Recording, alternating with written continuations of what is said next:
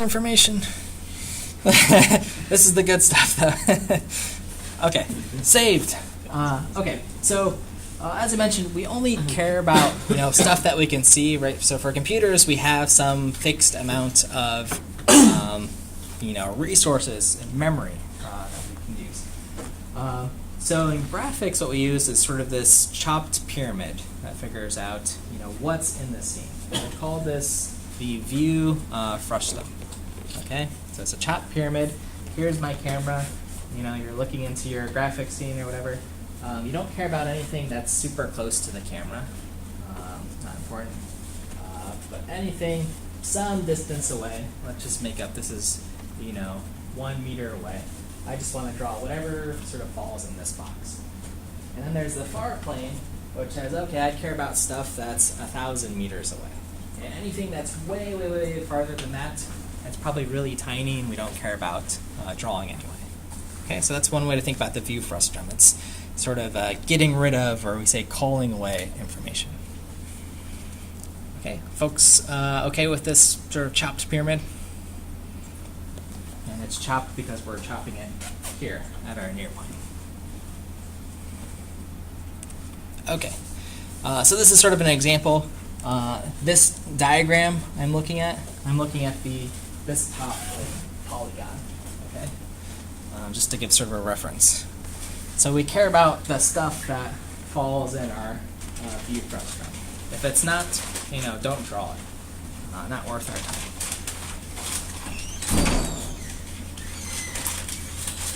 Okay.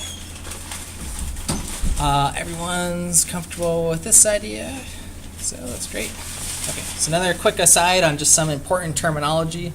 Right, in sort of graphics, things we care about, FPS, that's frames per second, how many frames we can draw. Movies are 24 frames per second, that's something sort of interactive that we can perceive. Video games, 30 to 60 frames per second.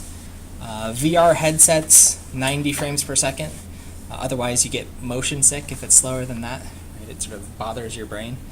And our monitors typically refresh at about 60 hertz, which is equivalent of 60 frames per second, or faster. Okay. And typically that's our benchmark. So just thinking about optimal. If we're trying to draw everything, all the stuff outside our frustum, then that's going to slow us down. Yeah, question? I don't know if this is more of a biological question, but would it even make sense to say what is your brain's FPS or something like that? Like how fast can we just take in information and process it? Or what's the maximum FPS where it's your brain can't really tell the difference anymore? I mean, I think in this 30 to 60 range is probably, well, I know, yeah, some video gamers are, cringy, but that's smooth enough. I know there's a difference. By the time you get to if you're rendering a scene at 500 frames per second, right, you're probably not going to know. I mean, this is actually a really interesting research project. Does anyone have an answer on this? Yeah, here and then Chris. I don't really have the answer per se, but I know that there was a research how fast different animals can see things. So the animals who move faster generally see things faster. So interesting. There was something spinning around the animal head, and animal would notice it every so often, and it differs from one to another. So cats and cheetahs are probably pretty fast frames per second. Yeah. I was going to say that I've read a couple things that say basically it's not really possible to quantify a frame rate that you can see. People can if you have a 144 hertz monitor, you can definitely see the difference between that and 60. Yeah. But I've read stuff that says it's not possible because it also varies. So if you're tired, you're taking in information more slowly potentially. So but even so, I forget the exact reasoning, but it doesn't even match up with the frame rate exactly. Yeah. It's blending together more than it's frames going. Yeah, I've heard of folks being bothered with 60 hertz monitors and having to tune at that level. Sort of finding the optimal, and I think that's an interesting research project. I'd be curious. It'd be an easy study to run. Let's publish a paper. So. That's a good question, though. If it's posted on Piazza, there'll be more follow-up. I'm sure anyone, video gamers will say 60 frames per second. Okay, so a little aside on that, and then sort of moving a little bit into the GPU. We will get to viewing and transformations. But our GPUs are trying to be performant, right, by being parallel. So they're following some, efficient pipeline. We've talked about the graphics pipeline a little bit. That's sort of where we'll be working. But really, we're trying to keep this down to as few steps as possible. So we have our application, then we do some transforms here, sort of an introduction, moving things, vertices, and so on in the right place, camera and model transform, and then we, fill them in, that rasterization process. Okay, so another way to think of this is your code. This is what's going on in the vertex shader. This is the sort of fragment shader. You got 3 stages. So here's our application, right? We loaded some data, the bunny, a triangle, whatever it is. In the camera and model transform, which we want to talk about today, is how we sort of move things around. Right? So going back to our algebra, translating, scaling, rotating things, etc. Based on where our camera is, that's how we see the world. Based on where our models are, that's how we see, which models. So in this little example, the object is sort of moving with the camera, so it's always in view, and we see it. Okay. Okay. So again, if something's within view, we can fill it in. We can rasterize it. Okay. But then this issue comes up about, what if I've got a couple of things in view? Okay, so just like the real world, right? So I'm viewing many of you, desks, tables, chairs, etc. How do I, sort of teach the computer, how to give me the final scene here? Well, folks thought about this long time ago. Maybe they talked to painters or whoever and did some research, and they came up with the painter's algorithm. Okay, so the algorithm goes as follows. If you've ever done drawing or painting, you draw, all the objects that are visible, but you do the furthest away one first. Okay, that way when you draw the closest one, it's, on top of everything. Makes sense. That's how in art class I was sort of taught to draw when I was drawing a scene. Seemed to work pretty well. But my question is, thinking about these sort of things, does the painter's algorithm always work? What do you guys think? So when we draw the object format, I don't think that the painter's algorithm cannot detect which objects go first because it's only time to draw the faces, right? Okay. So he don't always detect which one is the object that goes first.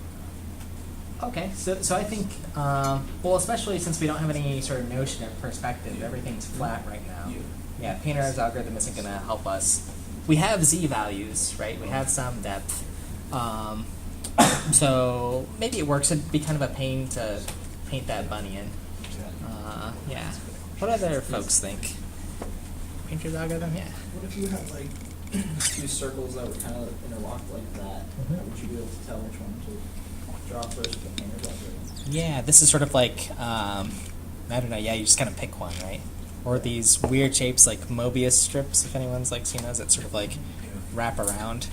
And that's sort of exactly the problem, right? You end up with this sort of one shape overlaps the other, which goes under the other. These kind of things that you look at forever and they drive you crazy. If you ever get a chance, go to the Museum of Science and look at their illusion exhibit. Because they have these kind of things. Most all their exhibits are like this, and they'll break. Painter's algorithm. So there is a solution to this, though, to sort of try to figure out what exactly to draw. Okay, so any cycle you have breaks things. Things with transparency also sort of break the painter's algorithm. But anyway, a lot of folks thought about this for a long time, and they said, okay, we want to view things, we want it to be sort of realistic, so we're going to use something called the Z buffer. Okay, Z, as you might guess, is for the Z value, right? So sort of our right-hand rule, Z is coming in and out, That tells us how far or near we are to something. Okay, so we have a z buffer, and the z depth tells us, for triangle A, how far away is that? Some value, 0 to 1. 0 to 1 because we like to normalize things in OpenGL. And if this one's closest, well, I'll draw whatever pixel color A is. Okay, and we continue that process. Okay, so this works pretty well, and this fixes our problem of that sort of cyclic behavior with the painter's algorithm. Okay, so sorry painters, the z buffer is 1, and that's what we use in OpenGL. Okay. What this means, though, is that every time we draw an object, the z buffer has to do this sort of test for depth. So today we'll learn a little. We have to enable the z buffer, right? If I'm making a 2D video game that's flat, maybe I don't need the z buffer, right? But we're doing 3D stuff, so we need it. And when I have this buffer, it tests, does that comparison between every object. And the GPU just kind of does this mindlessly and as quickly as possible. Overall, it's pretty cheap, but it's something we have to enable in OpenGL. All right, folks, comfortable with this idea? With the Z buffer? Something that's keeping track of Mike is 5 meters away from there and 3 meters, so draw this part. Okay. Here's sort of what it looks like visually, a Z buffer. Pixels here that are a light color or white color are closer. Okay? Dark values are further away. Okay, so you can actually render this scene if you want to see. This is giving you the depth values. Yep. If I'm wrong, isn't that from Quilt Penguin? I don't know. Isn't that a 2D game? My point is, isn't that a 2D game? I don't know. It's like a perfect. I don't know. I hope it's not something like bad. So you don't need a Z buffer if you're rendering like in 2 dimensions, like if you have 2-dimensional shapes, even if they're meant to like overlay. So okay, so most I gotta move this. I don't know what that is. A lot. No, I don't want to know. Someone made a Club Penguin 3D, so it might have been that. Okay, that's what it was. Yeah. All right. I can put it back. Hopefully it's something not bad. I'll get fired. So a lot of 2D games. I guess the secret is most of them they still are using some 3D engine. They're still just drawing things on quads. So they'll either assign hey, this guy's Z is 1 or something, and this one's 50 to get this sort of layering effect. That's usually the cheat. If you've done CSS or HTML stuff, there's a Z index you can specify as well. So yeah, that's just sort of manually filling in the Z buffer. So yeah, okay. So this is an example. We'll change it later. But I think everyone sort of gets the idea. And that's cool. Yeah.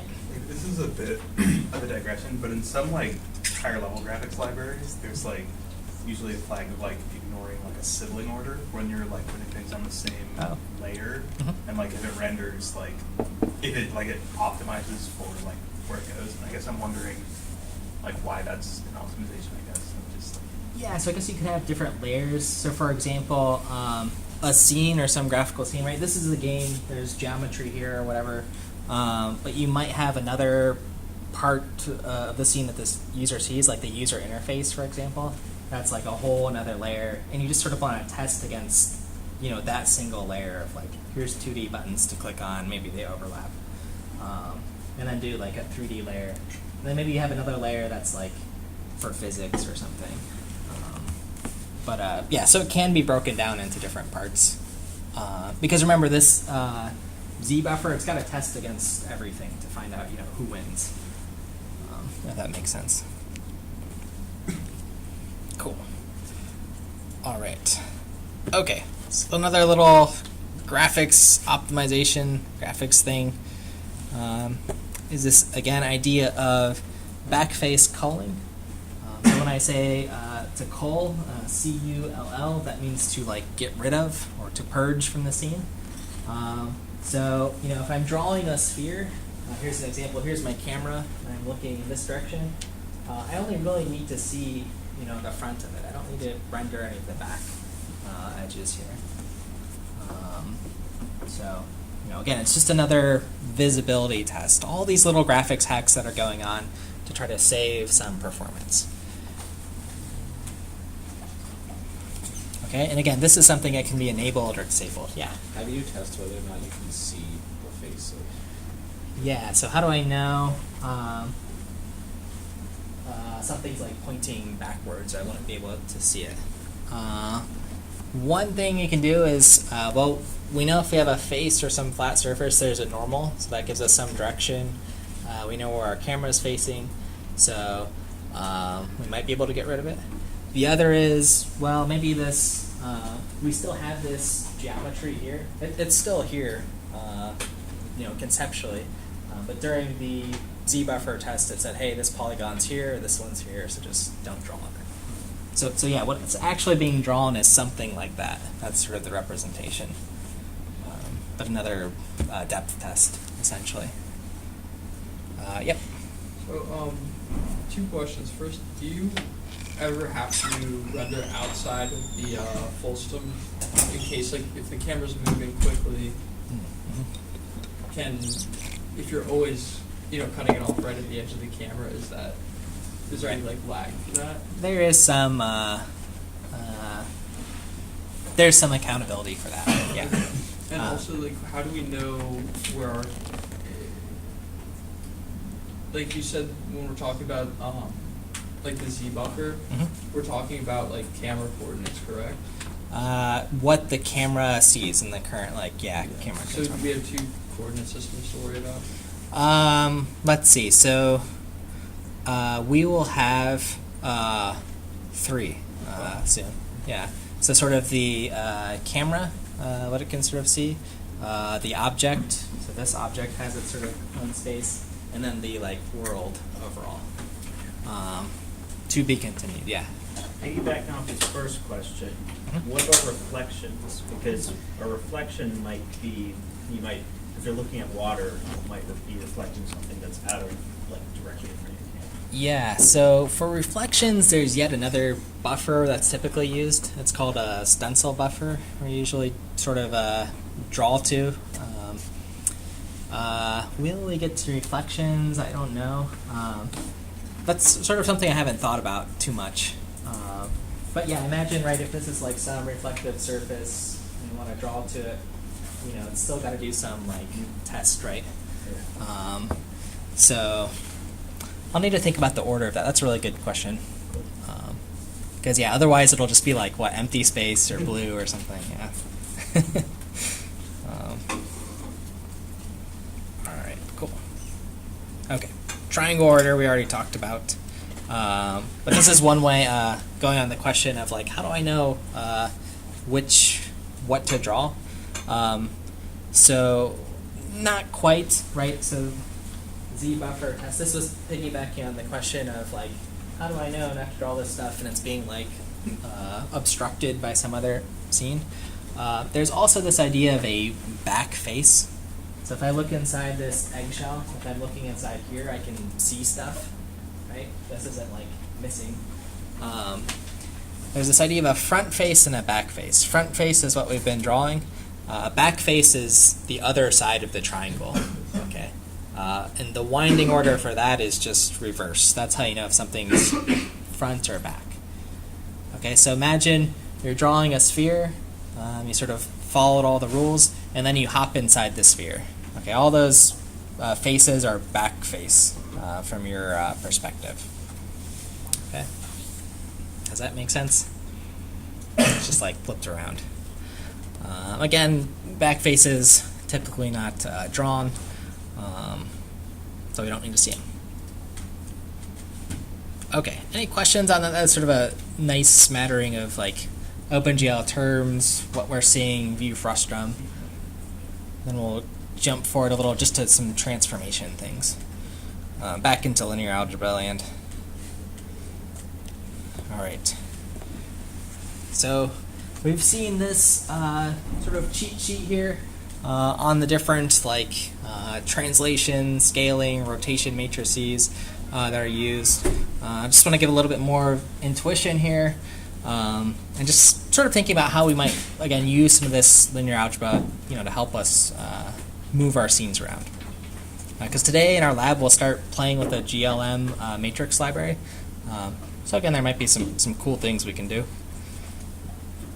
So just starting with some examples. Here's the scale matrix here. So here's just some shape I'm scaling along some edge, and I'm looking at the top right of my cheat sheet. So how much I'm scaling something is in a matrix across the diagonal for the x, y, and z dimensions. Okay. In this example, I'm just moving it along the x. Okay. So here's sort of the equation, and then again, just along that diagonal. If I multiply in this matrix with something else, that's how much it scales. Okay. So this might be 2, that might be 1, since I'm just going in the x direction. Okay, and that would be the result. Everyone okay with this idea? Just multiplying in another matrix. And that's happening for every little vertex, and then everything sort of lands somewhere. Okay. Here's the other example. That was a non-uniform scale, right? Just in one dimension. Uniform, right? Along the diagonal, I'm doing 0.5 and 0.5 to cut this shape, into 1/4 of the size. Half the size in each dimension. Question? So Yeah. what's the difference between multiplying with matrix and then multiplying with like 0.5 for all the rows and columns? Like what would multiply with the scalar? Let's see. So if I multiply, let's see, between these two examples, or I mean, like, what's the difference between multiplying the matrix of the clock, the scalar 0.5, and this one? What's the difference between those two? so if I do, in this case, if this is like 1 and 1, I just multiply 0.5, nothing will change. Yeah. Yeah, maybe a scalar is faster to do a scalar multiplication here. Yeah, this one's probably fine. This one's, so keep in mind this is at the origin, and these other values might represent some other things for like how like rotated it is and stuff. Here's another non-uniform scale. So this time it's twice as tall and half as wide. Okay, so half as wide because x is in half, and 1.5 times taller. Okay, so just some different views of it. And I guess the thing to pay attention on these slides and visualizations, this is the clock, so you can kind of orient yourself when I rotate it shortly. Okay, oh, here's a new one, shear or skew. Okay, so this is something we didn't talk about, but sort of like morphing the shape in a different way. The way I sort of think about it is like to push an object sideways in one portion. Let me show an example here. So here's an X shear. So I'm shearing it by 1. And again, just to sort of orient, I'm sort of taking these points and just like moving them 1 over. So I grab this point at the top because I'm shearing in the X direction, and I move it over 1 unit. So this moved over 1 here. The bottom sort of stays flat, but I stretch the other one to the right. Again, if you've sort of morphed things around, maybe you guys have played around with this in Photoshop, that's a shearing example. So that's going in the X. I can move things in the Y. Again, so that's sort of picking these points, sort of we stay fixed here and just lifting it up by 1 unit. Where do we sort of use this? Where might it be useful? Here's a Y shear example. So this sort of transformation, it sort of works nicely for like facial animations. Okay, so I'm just picking up a point here and moving it up and down. Maybe I can just translate those points. Shear also works. That's where that's the one place I've found to use it. So, Okay. Okay. Well, I've sort of said, yeah, it's sort of like an optical illusion. It looks a little bit weird. But it is indeed moving up 1 unit, right, if you sort of draw a line. Again, that's my technique. If you go to the Museum of Science, right, try to draw like straight lines. It'll help you see the optical illusions where you can. So that's a pro tip. So. Okay, let's get into rotation matrices. There's 3 different types, right, depending on if you're rotating in the X, Y, or the Z direction. Right, so which sort of axis you're going around, so you can, again, do your right-hand rule. If you're doing X rotation, right, that's at your thumb and just sort of like orbit around your thumb. That's X rotation. For Y, just sort of orbit around that way, and then same for your 3rd finger here for Z. Okay, so here's a 2D example. I've got a vector A, so it's just sort of pointing in this direction, and I want to just rotate at some angle. I'm just sort of rotating it sort of like a clock around our coordinate system, I guess. So I move it by some angle here, and it just produces a new vector. Okay. Yeah. If you wanted to rotate it in multiple directions, is it more efficient? Is it like better to put the rotation matrices together before multiplying it, or would you multiply it by 1 and then by the next rotation? Ooh, that's a really good question. The answer actually requires a new branch of mathematics called, has anyone used a quaternion before? Right. We might have to have like a special like slide deck for quaternion maths. Okay, so sort of to answer your question, I guess I guess I'm still doing it 1 matrix at a time, like X times Y, and then sort of like a final spot. If you want to do like all 3, so to sort of get this like interesting swizzle effect, you actually can't do that using this sort of math branch, I guess. You have to use something called quaternion math. Someone explained it well to me about how sort of quaternions work, so I gotta like re-look up that definition before I mess it up. But the issue is if I'm rotating about 3 axes at once, it's not like consistent. There's this problem called a gimbal lock, where you basically sort of get locked out of one of the axes, and it won't perform like a perfect orbit. Yeah. So when it, like, let's say you're using something like Blender and you were rotating around 2 at once, if that were possible, Yep. Does it just approximate by like going back and forth between them, or does it use this quaternion? It's using some quaternion math, yeah. They're doing things properly. GLM should have various routines to do this, so we'll have to look at something else. Most of the stuff we're just going to sort of spin on an axis. We will be drawing a solar system eventually, and you might think about, like, you could rotate in, like, 3 dimensions if you wanted. So these are good questions, yeah. Yeah. Okay. Oh, here's our new angle. Okay, so we moved by, this much. Let's get a new vector. And these rotations, they can actually be done sort of nicely if we think about, in 2D, just sort of a polar coordinate system, right? We moved by 30 degrees or whatever. That's how much we rotated that vector.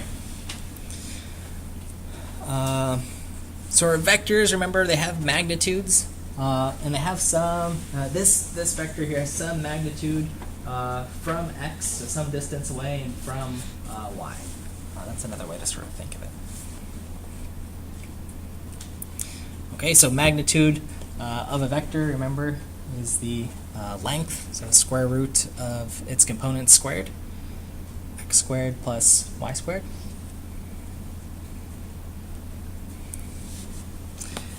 And when we rotate, we definitely want to make sure that this magnitude or whatever is preserved. Okay. Otherwise, we don't want stuff like stretching or growing or anything. Okay, so here's our conversion to polar coordinates. Remember, sort of going from x to y, r cosine, some angle, and r sine of theta, or some, not theta, but alpha.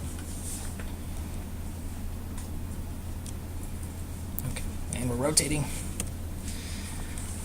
So when we're rotating, that means we're adding sort of by some angle, right? So sort of think of our coordinate system just moving around in 2D to get our new vector b. Okay, and that's what that alpha is. Okay. So since we're adding some new angle, again, thinking about this in polar coordinates. So here was our original, right? Let me just go back one more slide. A bunch of stuff showed up. Right, here's our original conversion. Folks have probably done this at some form. Again, I never memorize these things. I look them up. But x, r cosine A, y, r cosine sine. And since we're rotating, we're adding some angle. Okay? So since we're adding some angle, this is whatever angle we're adding in. And then that's equivalent to this guy here. Again, this is something probably saw before, these sort of like trigonomic identities, that these are equivalent. Okay, so that's the addition. These are the trigonomic identities. This is the wiki page, so we don't forget. But I think what's interesting though is that I sort of notice these like 4 components that show up. Okay, or I can like sort of in my mind, right, just sort of looking at that equation, there's 4, pieces. So if I sort of like break it up, this is starting to look like what I'm seeing here from our cheat sheet, where there's like a cosine, a sine, another sine, and a cosine. And maybe like sort of breaking these up where there's like a cosine, a sine, a sine here, and a cosine there in the front. Yeah. I guess, like, if I'm thinking about efficiency, like for the left-hand side, Mhm. we're only doing cos and sine once, which I would think are the more expensive operations, right? Mhm. And we just do addition otherwise, but here we're doing it more than once. Like, why is there not a way to do it where you only have to calculate like cos and sine the number once? Oh yes. So if I'm like coding this, right? Yeah, I probably just want to do this one time, store it somewhere. You're saying there's going to be like more multiplications. I'm not even saying that. I'm saying like before we use this identity, like is there not a way I to see. represent that in like a smaller matrix? Let me think about that. I don't have an immediate answer for that, other than like folks really like care about this that exact problem of like how few like multiplications and additions can I do to like rotate something. Because right, a trigonomic function, that's expensive to compute. Multiplying, yeah, we've expanded this and it's gotten bigger, which doesn't seem optimal. So I don't have an answer as far as what's sort of the like optimal way to reduce the additions. Yeah, it would just be to do this if I'm just going to polar coordinates. This is more for just like the derivation of like, how am I going to remember what a rotation matrix is? Which sort of moves me into, that was sort of the takeaway. Matching this cosine with that first cosine, sine with the first sine, sine there, and it's a minus sine plus cosine up there. Okay, so you can sort of pattern match it. And this is for an x rotation. Okay, because we're moving that vector. Okay, so here's what it looks like in our sort of clock. Again, so we're rotating by, our magnitude, which was, this was just like 1. So 1 squared plus 1 squared, square root of 2 is, roughly this number. And this is our cosine, minus sine, sine, cosine. And it rotates the shape like this. Okay, make sense there? Cool. Okay, So here's our sort of observation, sort of in bigger so everyone can see, of these matrices, our cheat sheet. We can sort of think about these things spatially, how they are. So again, just looking at the cosine, minus sine, sine, cosine, etc. How we sort of derive that from the trigonomic identity. And then the other thing to notice and just sort of keep straight is that where or what axes we're rotating about shows up here. So this is a 1 because it's in the sort of x dimension, z, this is in the z dimension, and y is here. Remember, x, y, z. Okay, so hopefully that's a handy way to like look at these rotation matrices. Let me see. There's one gotcha where you got to remember like this sign flips if you really want to like memorize them. But otherwise, you're good to go. Okay. So as I mentioned, we're going to be doing some solar system thing, either as a lab or a homework, where basically it's just a rotation around some point. Right? So this is sort of in 2D, where we're rotating. Imagine a vector points out to each of these planets, and then we're rotating that point around. Okay, and that'll be our solar system coming up. Okay. Everyone good with the rotations? All right, awesome. Okay, more stuff. Reflection. Okay, so another one we didn't look at or probably haven't looked at. And this is a way to get a sort of cheap mirroring effect.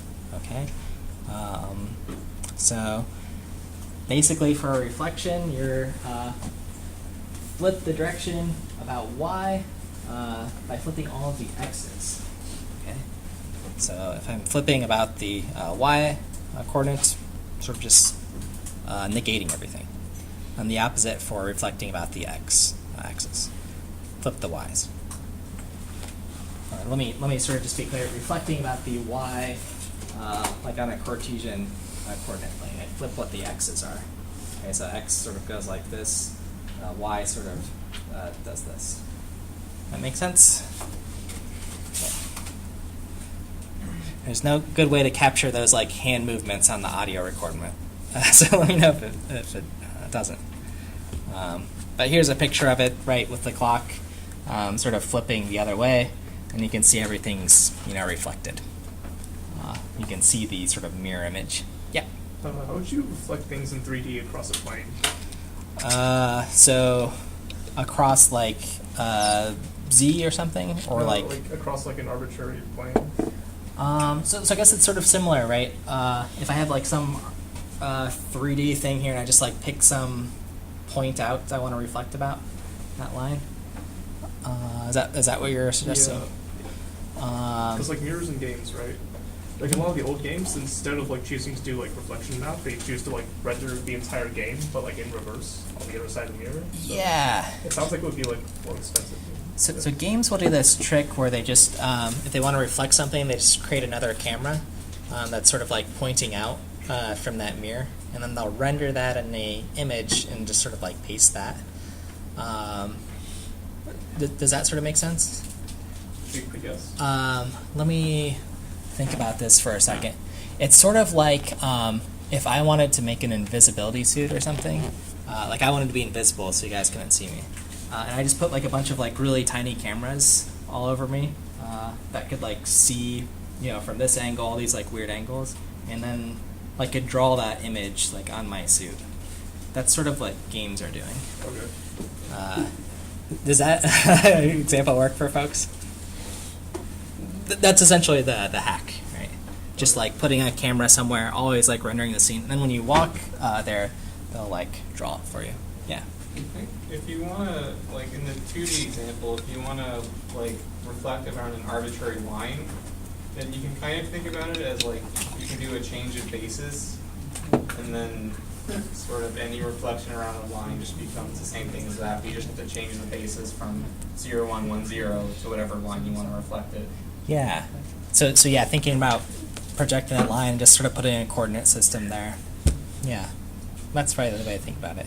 That'll give you a true sort of reflection. Okay. if you do the sort of render the game, yeah. Yeah. I think I have one example. So here's about the x-axis, again, sort of flipping down, or excuse me, yeah, around X. Here's sort of the game one, again, of how you might do this.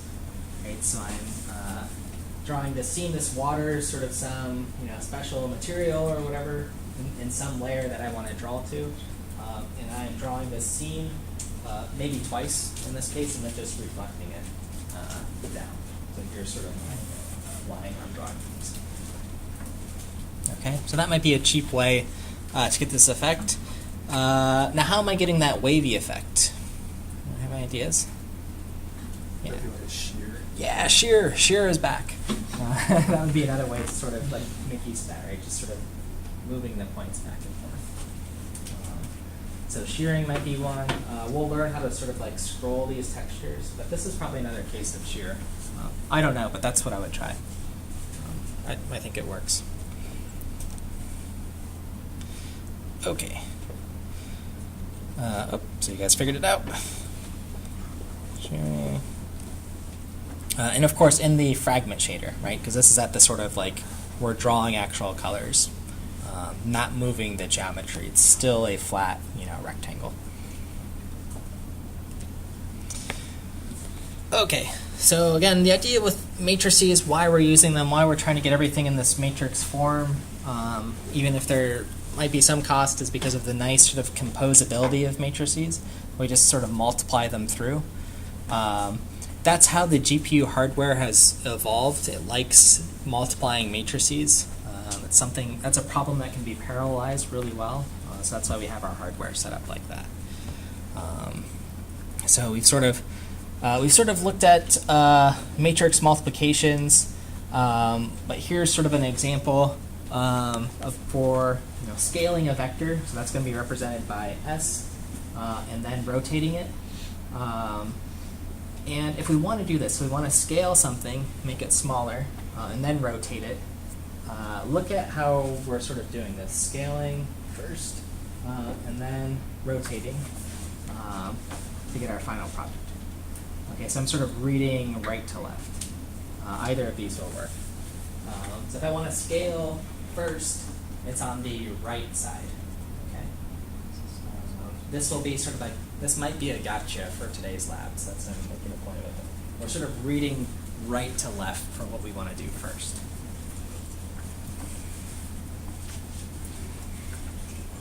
So you can either group things in parentheses, if that's helpful, but right to left, yeah. I thought matrix multiplications weren't transitive, are they? Weren't transitive. Like AB times C isn't the same as A times B. They're not commutative, they are transitive. Oh, okay. Transitive, yeah, not commutative. Yeah. Gotcha. Yep. Yep. Very good. Associative. Yep. Associative. Yeah.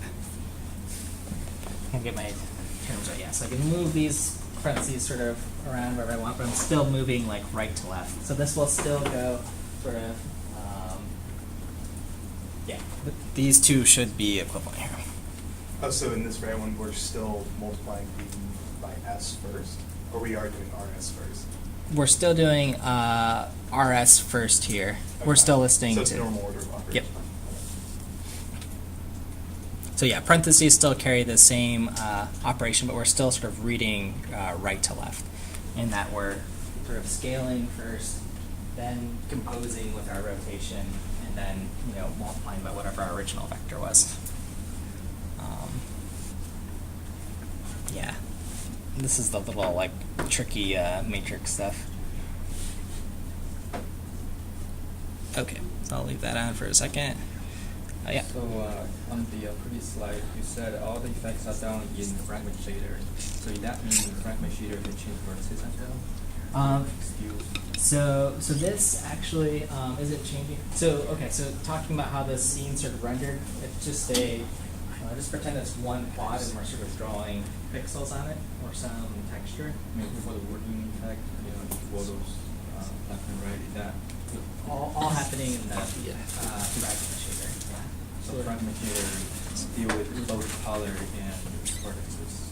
Only color, but it has access to like vertex data. Because it's changing vertex, the addition of these 3 points. Yeah, I'm trying to think of some way to sort of think of. I mean, if we just think about, let's just think about each of these as like individual points for now. And we're multiplying some matrix that moves that point back and forth. So did this multiplication happens in vertex data or fragment data? This computation. This one, probably in, let me think, because I got to be careful here.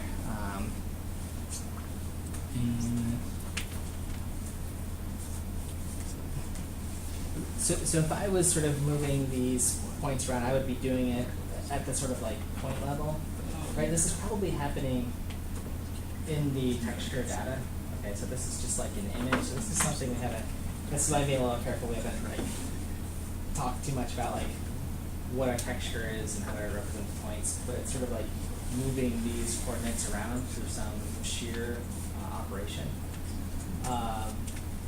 That could be happening in the vertex shader because we have fewer vertices, so it's cheaper to do stuff there.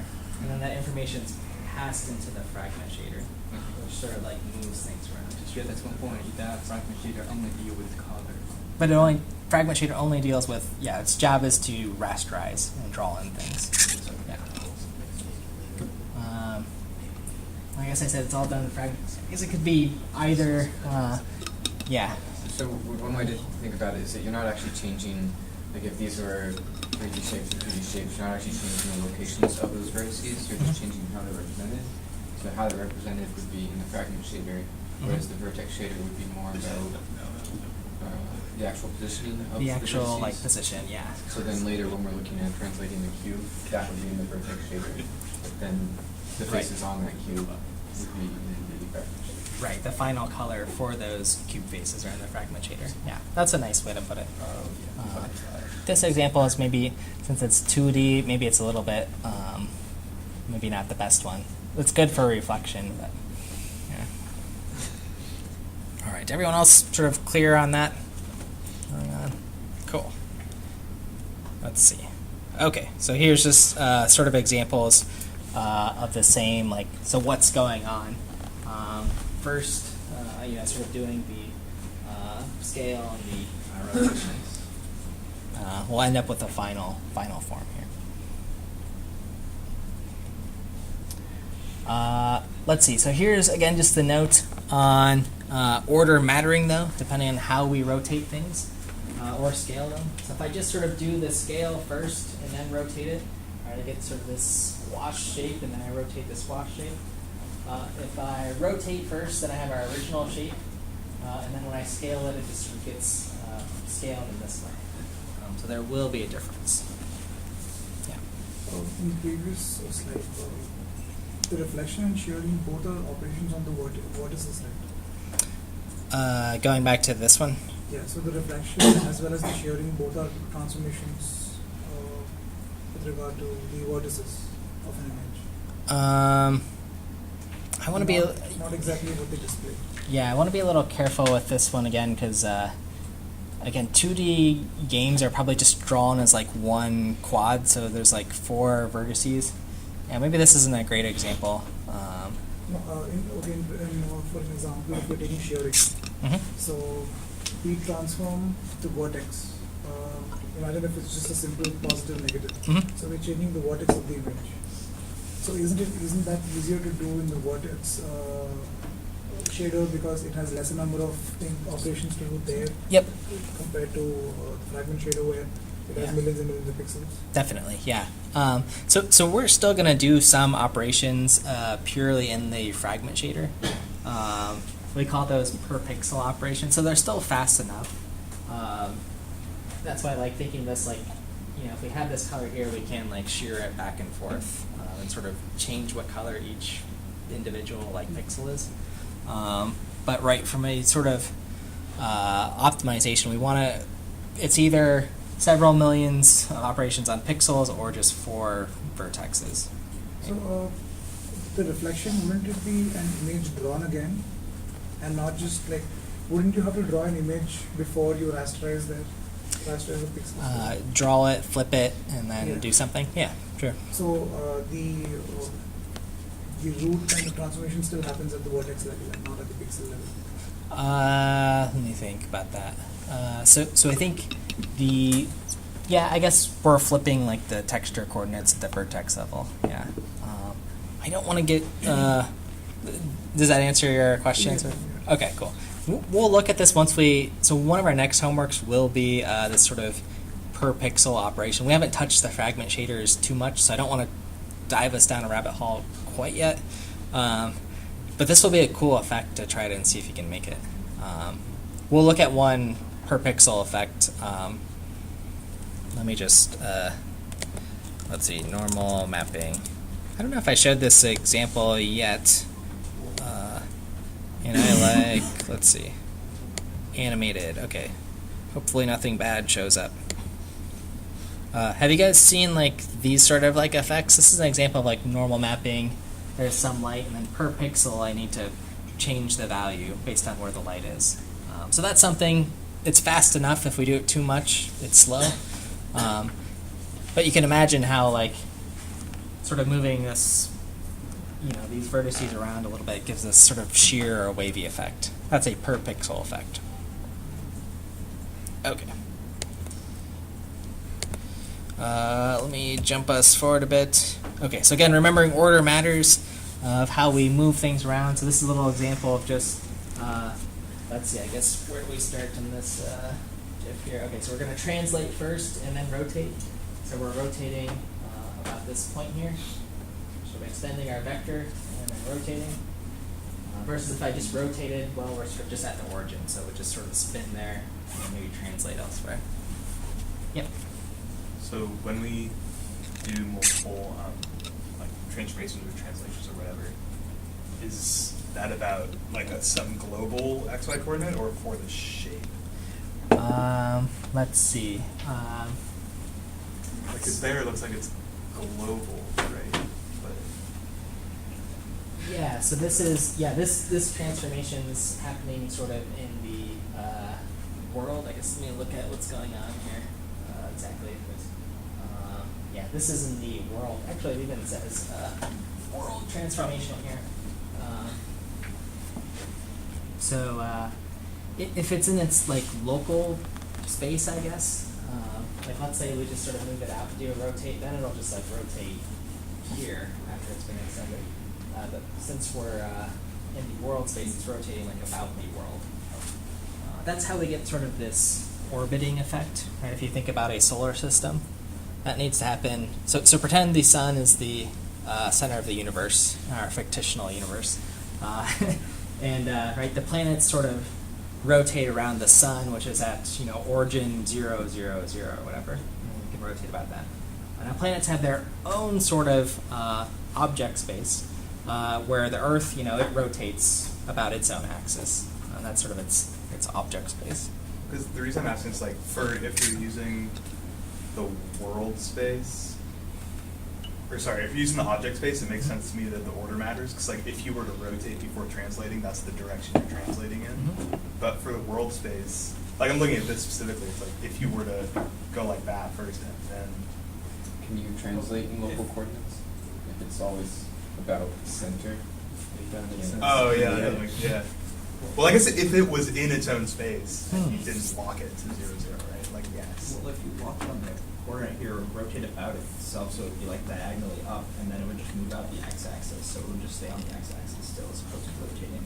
Well, that's what I mean by global, is that it's like its own like local one. Because like if you did that rotation first, the local x would then become like this, right? And then it would move up and to the right. Well, sure. Yeah. So I guess, does order always matter, regardless of global or local? I'm going to say order always matters, yeah. Okay. Definitely in world, I believe in local as well, especially when we're rotating, for example. I'll need to think about what it means to translate in sort of a local space, if that has any, like, sort of what happens. But yeah, these are all good things to ponder, and we'll experiment today in lab too. All right, cool. Okay, so we're sort of powering along. Affine transformations, so we haven't talked about translation, which has been sort of brought up here. And we've been looking at sort of nice 2D examples that work for the most part. But translation actually, it doesn't work with a 2x2 matrix. Because we have this sort of issue where we're working with like these vectors, and well, vector we've also talked about, like, is it a point, is it a direction, is it like some movement? So folks thought about this and said, well, we need to do some sort of bookkeeping here. So the trick was that for, in 2D land, we have to add in a third dimension, or a third row and column here, a third row or a third column. And then they just said, hey, we're going to stick this 1 here. Okay, so what's that mean? So in the third column, so for these affine transformations, I want to say, why is this thing 1? 1 represents, is this a movement or sort of like a positional move? Okay. If it's 0, then we're sort of multiplying through a vector or some like displacement. Okay. So if it's how else to say this? I guess we need. I don't know. Does that make sense for the extra 1? It's not as intuitive. If this is just a 0, then we're pretending this is a. Well, now I use the word point. 1 tells us that this translation or this translate involves some vector operation and not a point operation. Let me just put it that way. 1 means we're doing something with a vector, right? Vectors move things around some direction and magnitude. 0 is just sort of a point.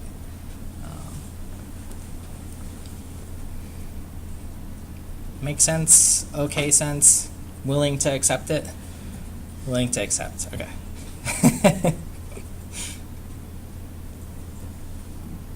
Okay, so here's sort of the example of moving something by x and y. So this is doing that translation. This is our new, how much we want to move something by x and y, and then going through and doing the matrix multiply. Okay, so we're changing it by x of t, and that's our translation. Or we're at x of t and then adding in whatever x and y are in the third matrix there. Okay, so that gives us our translation. Okay, so we have along our diagonal and how much we want to move by, tx, ty, and tz. Okay, and 1. If it's 0, it's by a point. 1 by a vector. We're actually moving somewhere. If it's like 0.5 or something, you'll sort of see like more wonky things. It'll actually move that. It'll actually move this by some vector x, y, z times 0.5. So your scene will look. Let me think about bigger. Yeah, twice as big.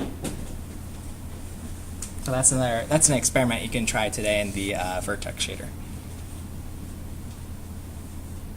And if it's 0, you won't see anything. That's a mistake I make. So you're just multiplying through by 0. Okay, that gets us to our 5-minute break till 7:15. So stretch your legs, and then we'll resume.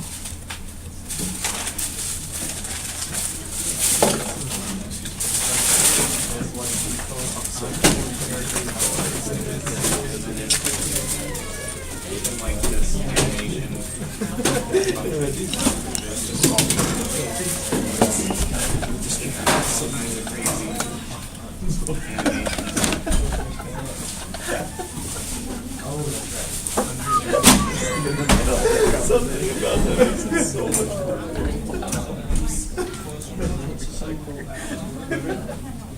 Oh,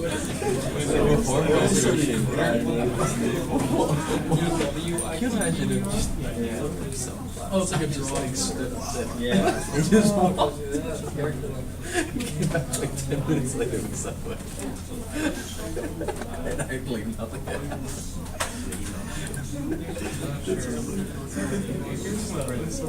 Oh, that's how they use Chinese symbols to express their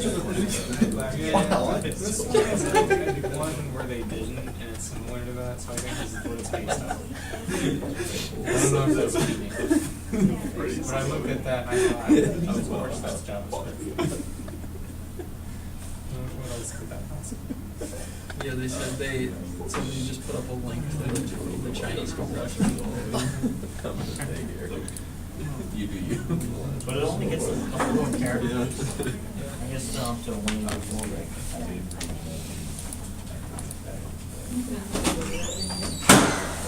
Looks like a very It's 184 out of, you just get another 44. Yeah. Well, I mean, it looks like there's some boilerplate for users. I have a question on reflections. Yeah. So, I guess what I was wondering is how computationally expensive are reflections like really in 3D? Because like old games like Smash Bros. Melee, instead of like rendering actual reflections, they'll just like render they'll just instead they'll just have like the whole world but built twice, and then it's just really just a transparent part of it. Yeah, so a lot of tricks because they are expensive. If you have to render, as you mentioned, like the game twice, right? That's half. So there's a couple of tricks. So the expense is very high. Some of the tricks they use, there's something called a cube map. Have you seen or heard of this? No. Let me show you a picture. This might be something that Smash Brothers use. This could have been like a technique. So here's, it's called a cube map because you're drawing on a cube, sort of the world. So pretend this is like the reflection from like Smash Brothers. Pick a level, Star Fox level or something. And basically they render this shape, so it's sort of like a fake reflection, right, of the world, because we don't need to redraw the world again, we just have the texture map on it. And then as you said, we only need to render a few of the shapes, maybe a few of the characters again, and draw them like somewhere on this map. So let me see if I can find a sort of like cube mapping animated example. Like, okay, so here's, this is kind of. I guess what I was sort of asking about is like I've been told they don't do something like this. More like they have like the entire like world again like on the other side of the mirror. So like when you're walking in from like Silent Hill, like when you're walking in from a mirror and there's like another person on the other side of the mirror. It's really just like it's actually the whole model. But you just render it like duplicate like on the other side. Oh, that could be. Okay, so that's the idea with the stencil buffer. So when we're drawing stuff in OpenGL, we're drawing to like the color buffer or frame buffer. There's a separate buffer, it's called stencil buffer, where you can draw it. They're probably just drawing the other model there. And like you said, sort of reflecting across of it. Sort of like, let's do another stencil buffer example. Let's see. Oh, I know what I want to do. Reflection. Let's see if there's something decent. Again, these are always sort of dangerous to do live, but stencil buffer. I think that was pioneered in the 60s. Yeah. So I think at that point there were computers. Okay. This may be something. Here's the actual scene you see, sort of diffuse map, color map. Here's the stencil buffer. I guess it's just picking out the scene. And here's, this isn't really a great one. let's turn this off.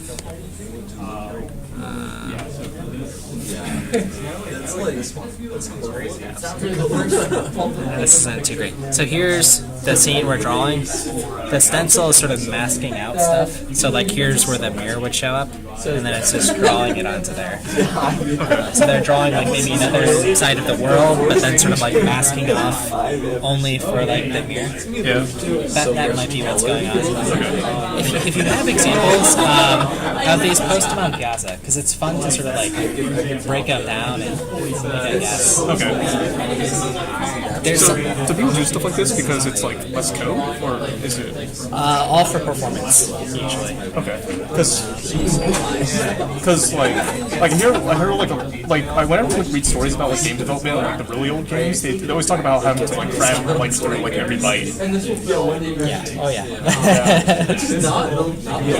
Yeah. Okay. Cool. Let's chat more. I'll get us started. Give a quick question.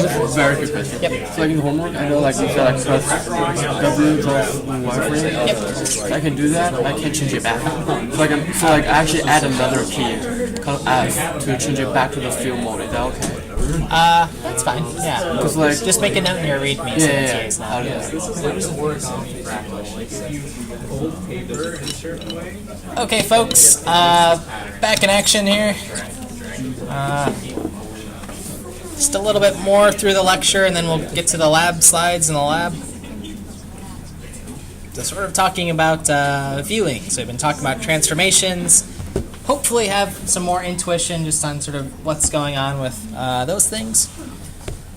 And now thinking about, the different coordinate transformations that can take place. Two ways to think about it in graphics. Either that we're sort of moving around, traversing the world. That's sort of how I think about things. I'm moving in the world. Or maybe the world's moving around you. I forget what the psychology term for this is. Does anyone know? Narcissism. It's sort of like, does the world revolve around? Anyway, yeah. Solipsism. Anthropic principle? What is it? Solipsism. Solipsism? I don't know. I haven't heard that. I'm trying to think. It'll come to me. Anthropic principle? Anthropic? No, that's something. Anyway, I'll move on. Maybe these are all right. Narcissism's probably the same. Okay. Okay, so I can I can translate this point back, if I'm moving it around -1, from our coordinate system, I moved it here. Or I can just move the whole world sort of closer to this point. I can take our whole coordinate system and just kind of slide over if I want. So those are sort of two ways to think about, into the viewer, it's going to look exactly the same, right? The point ended up at 1, 1. Either I moved our whole world around or I moved the point. So this is sort of getting into the viewing transformation, right? So we know a little bit about matrices, how to sort of move things around, and we're trying to think about how to view a 3D world on a 2D surface, though. Okay, so that's really the problem we're getting to. In order to do this, we have a few things to keep in mind. So talking about our camera, where is it?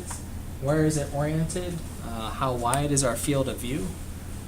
And maybe even what's our resolution? Those kind of things. Okay, so the three main transformations. There's our camera or eye transformation. This is called eye space, if you want to think about it that way. And that's where we're sort of moving the camera around. So our camera's sort of origin and where we're sort of oriented it. Then there's the projection transformation. That's where we're clipping things. Okay, so how things are sort of viewed. I think I showed an example of like the sort of windows like coordinates with -1 to 1. That's where we're sort of looking in X and Y. So we saw that also in the view frustum. And then finally, there's the viewport transformation. Okay, so this is our actual window putting things into pixel coordinates. Right, so some shape shows up at within your window. And there is a GL command, GL viewport for this, which basically just says, hey, I have a window, it's 640 by 480 or 1024 by 768 or whatever your aspect ratio is. 4K by whatever. Yeah. Is there any computational difference in rendering between like moving the camera back a foot and moving the scene forward a foot? I don't think so. I haven't tested it, but conceptually it should be the same. It's one like matrix multiply. And that's the way I would think about it. It'd be interesting to test though. Yeah. Okay, so here's a little visual here. Here's some shape that's in, or it's sort of its object space. Modeling transform occurs, so that's moving this shape somewhere in our world. Okay. Then we can move our camera around. Okay, you can see the shape in sort of a different way. Then we do a projection transformation. Okay, so when I'm talking about projection transformation, I'm talking about do I view things in perspective or not? So perspective in the real world is sort of, let me just sort of show the picture so it makes sense. It's sort of like this, right? When you're looking down the train tracks, things get smaller as they get further away. Okay, that's a perspective viewing. The opposite of that is orthographic, where everything, no matter how far away it is, looks the same size, whether you're 20 feet away or 2,000 feet away. Okay? So that's sort of the projection transformation that's going on. So most of the case, games, movies, we're doing some perspective transformation. And then now that we've sort of got it in perspective, right, so we've got our view frustum, that was that chopped pyramid. Okay, so it's a pyramid, it's sort of a perspective. Then we just map it to our window. Okay, so that's at least how to parse this visual. We can have it as a reference as we need. But does that make sense that there's sort of this transformation going on? And our objects somewhere, our cameras somewhere, we're viewing it in a certain way, sort of as humans in perspective, and then we've got to map it to our computer. Yeah. So for the canonical view volume, Yep. is that like how the camera would view it before we map like the near side of the frustum to the screen? Yeah. So this is sort of our view volume is another way to say our view frustum. How that looks. So what is actually being seen? So that's like the entirety of that chopped pyramid. Right. Exactly. And then this is just the close polygon. And this closes us. So our view frustum sort of sees the scene and sort of says, hey, this little thing's not in our view frustum, so don't, map this anywhere. All right, let's see. Okay, so again, here's the two main projection types. Perspective, right? Things further away look further away. Orthographic or oblique, orthogonal, those are sort of the ways you'll hear that view. Everything's the same distance apart. Why use one or the other? Real life scenes, you want this. Oblique might be useful for like modeling applications if you've done CAD stuff. An oblique projection is sort of nice. So here's the perspective one. Just a moment on sort of the orthographic. Right, it's nice to see sort of everything if I'm designing something very precisely here. I don't want a really little tiny thing. I want to see that, hey, this is the room. So often when you look at maps, some diagrams, you have that orthographic example. Okay, so here's the sort of, again, perspective view volume. Again, way to sort of think about it. Sort of starting from here. Here was our viewing frustum, this chopped pyramid. Okay. The farther away I am from something, so some distance, the smaller I'm going to render it. Okay. I'm going to show a little video that sort of, well, I stole this image from a video, so I'll show it to you. Okay. Another way to sort of think about it, right, going back to our sort of screen, think about here's our camera, and we're just sort of like drawing rays out and seeing what it hits. Okay, if it hits something, that means it's in our volume, and we should draw it. For orthographic, our viewing volume is just this cube. Okay? Because right, everything looks the same. There's no perspective.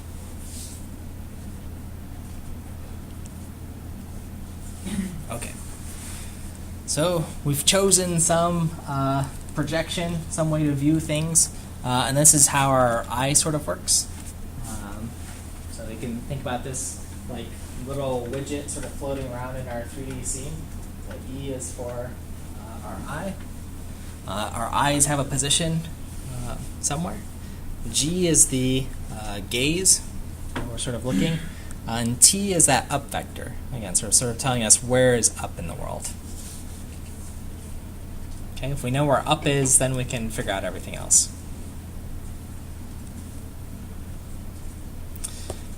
And this might be sort of terminology, but this is our field of view is sort of the width of our gaze.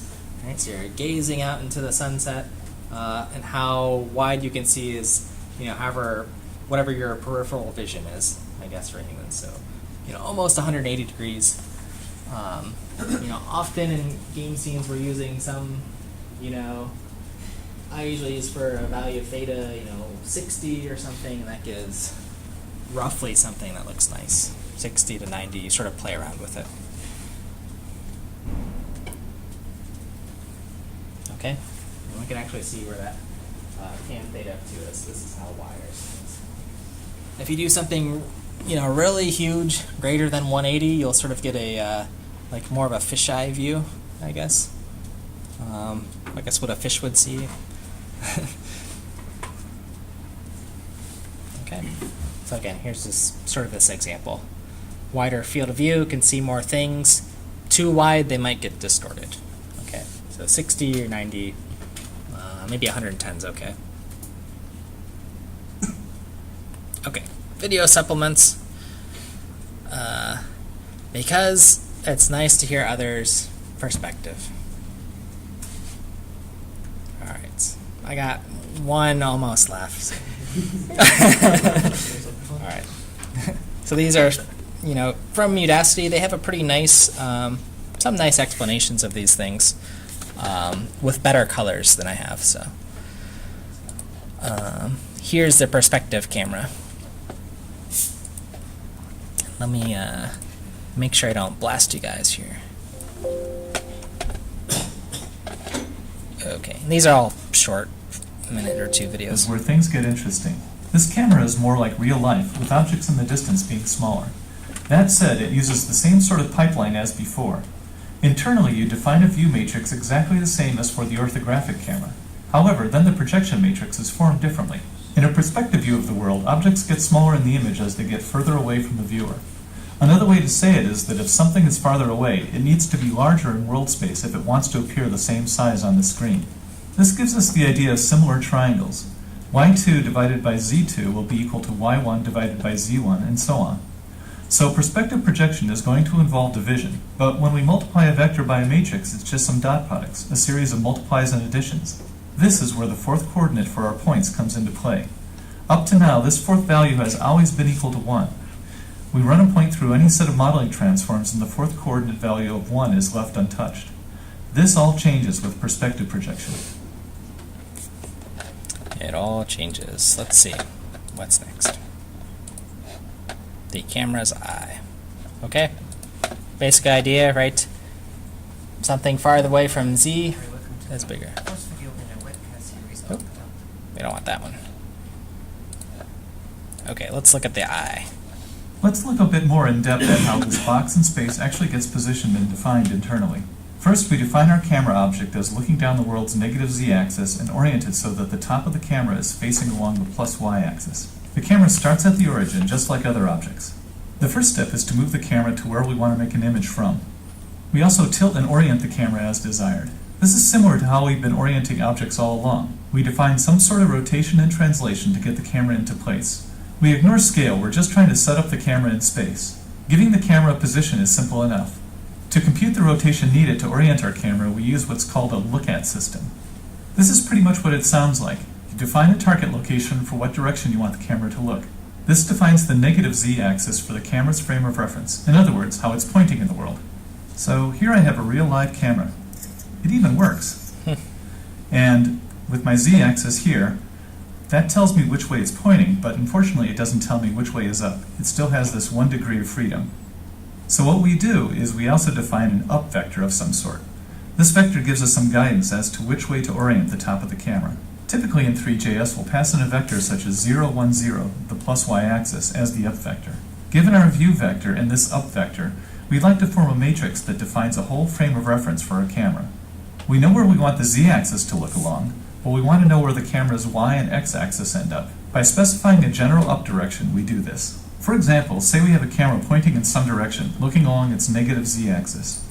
If we give an up direction, we can find the direction pointing to the right of the camera, which is the x-axis, by taking the cross product of this z-axis and our up vector. Now we have two axes locked down, camera z and camera x. We can find the true up direction, the camera's y-axis, by then taking the cross product of the x and z axes. Remember that the cross product of two vectors will give us a vector that's perpendicular to both of them. This may all sound a bit odd and like a lot of work, but is extremely common. It's probably the place where I use the cross product the most. The whole point here is that, given a view direction and an up vector as a hint, we can get a frame of reference for the camera. We'll often use the world's plus y-axis as our up vector hint, but it all depends. Say we're a hawk soaring over some terrain. We're looking straight down, which would be looking down the y-axis of our world. If we use the world's y-axis as our hint, it doesn't make much sense. We define the negative z-axis the camera is looking along, and the y-axis for the camera's up direction, as vectors in exactly opposite directions. This is not very useful. In this case, our up vector is more like the direction pointing out at the top of our hawk's head, the direction it's flying. Now that the up vector is not parallel to the look-at direction, we can form a good frame of reference for the hawk. All right, cool. Now this is another, I don't want to play this. This is kind of a cool series too, if you're interested in more of the math stuff. Math for game developers. You can pick out some videos from there. One more quick one here. I think they do a better job with translation. Let's see if they... If we want to change the location of a point, we can use a translation matrix. This matrix has the translation movement put in the top 3 positions of the last column. The rest of the matrix looks the same as the identity matrix. If you multiply a point by this matrix, the one coordinate in the last position of the vector multiplies each translation value in turn. This has the effect of taking the original point and adding the translation to it. This may seem like a convoluted way to add a vector to a point, but you'll soon see that many other transforms can be combined and stored in this matrix, translations among them. With a single matrix multiply, you can then perform any number of transformations. Say instead you multiply a vector by this matrix. You'll get the same vector back. The fourth coordinate of the vector is 0. So for all the translation values, they're multiplied by 0 and so ignored. This makes sense. A vector does not have a location and so cannot be translated. One thing worth mentioning at this point is that this type of matrix in vector notation is called column major form. There is also a row major form for notation, where the coordinates are written up. Nope, we don't want to get confused. So. But everyone get it? That's just another, why is that 1 there? I don't know. I think I did about as good a job as that video, but, there it is. Okay. Questions on stuff? Yeah, question. I didn't get it why we are doing the cross product of z-axis and the up. What do we call that? Yeah, so we're doing that to give us, what do we get when we do a cross product of something? Get a vector that perpendicular to the plane. Yeah. So they're sort of building up, rebuilding our coordinates. So if we know where up is, we get a cross product from something else. We have something else that's perpendicular. So we're basically just trying to rebuild that x, y, and z For the camera. It's kind of like a local coordinate for the camera. Yep. Yeah. You got it. Other questions? I'll start opening this guy up. Let me save this.